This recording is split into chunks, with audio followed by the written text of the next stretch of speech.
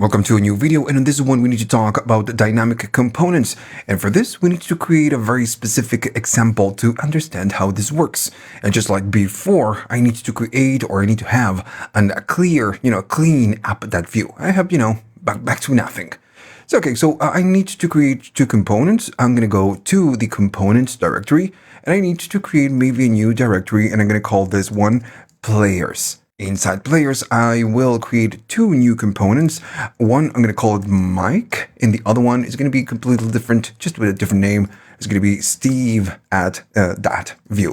All right, so we have Mike, and then we have Steve. And I need to add something, maybe like a template, and inside just the title, so we can know which component is which. This one is Mike, so I'm going to say Mike is on. And the other one, first I'm going to copy and save it. The other one is going to be Steve is on. Steve, there you go. So now we have two different components inside of players, and I want to use them within the app component. So I need to get them.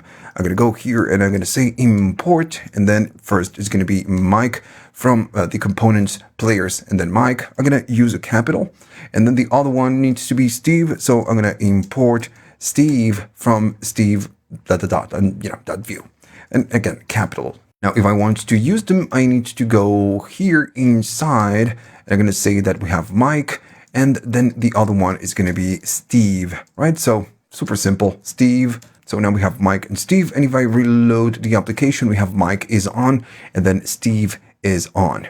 So what I want to do right here is to toggle the components on or off. So I want to create like a tab-like widget, that's the plan. And I'm going to go here and I'm going to import a couple of things. So first, I'm going to import from Vue something that calls shallow ref. This is what it does. Pretty much it's going to let you use a component as a ref. That's pretty much what it does.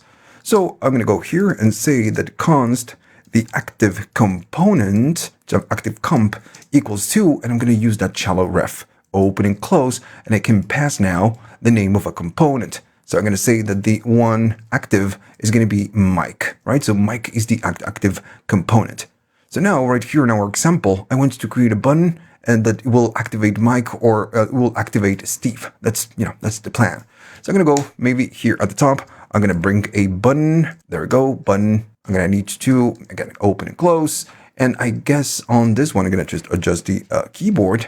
And on this one, I guess we could call this one Mike. This one is going to be the Mike button. And the other one should be Steve. But first, I want to create an action. I'm going to do on click equals to active and then comp.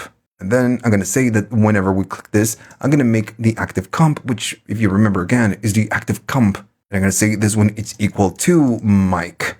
So when we click this, it's going to go to the shallow ref, and it will make Mike the active component. And we need to do the same thing, but we need to do it for Steve. And I'm going to make this a little bit better. This one is going to be Steve, and the result of the active comp now is Steve. So now, I want, when we click, we want to show this one or either Steve. So we can go here and use a v and then if. And then I'm going to say that the active comp, if the active comp is completely equal to the Mike component, then this one is going to show.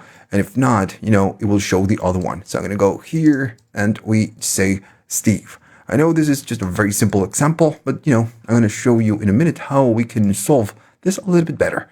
So when we click Mike, we should be getting Mike, right? And we do. If I go to Steve, it's going to remove the Mike component and it will show Steve, and so on and on and on. So this is the example, right? We toggle a component, and by default, it's going to remove the other one and, just make the other one active. The thing is that Vue devs thought that this is something that you might want to do over and over, especially if you create a tab-like widget or something like that on a single page application. So we have a dedicated component to handle all of this. And I'm going to go here and I'm going to comment this out. The component calls component. Yeah, I'm not kidding. It calls component. And then inside, we just need to do colon and then is. And this one will take the active component. Since we are using a shallow ref, we will use that as a value to show which component is active. And now if I go to the application and I do Steve, it still works, So that's the idea of this component. And of course, the plan is to, have a lot less code and not use simple VIF for the components. Now, in this example, we just have like, I don't know, 2 tabs. But what if you have, I don't know, something like 10 tabs?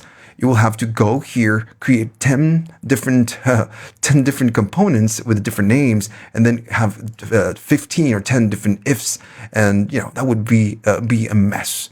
So we're just using the component, the dynamic component is just much easier to have something, to create something like this.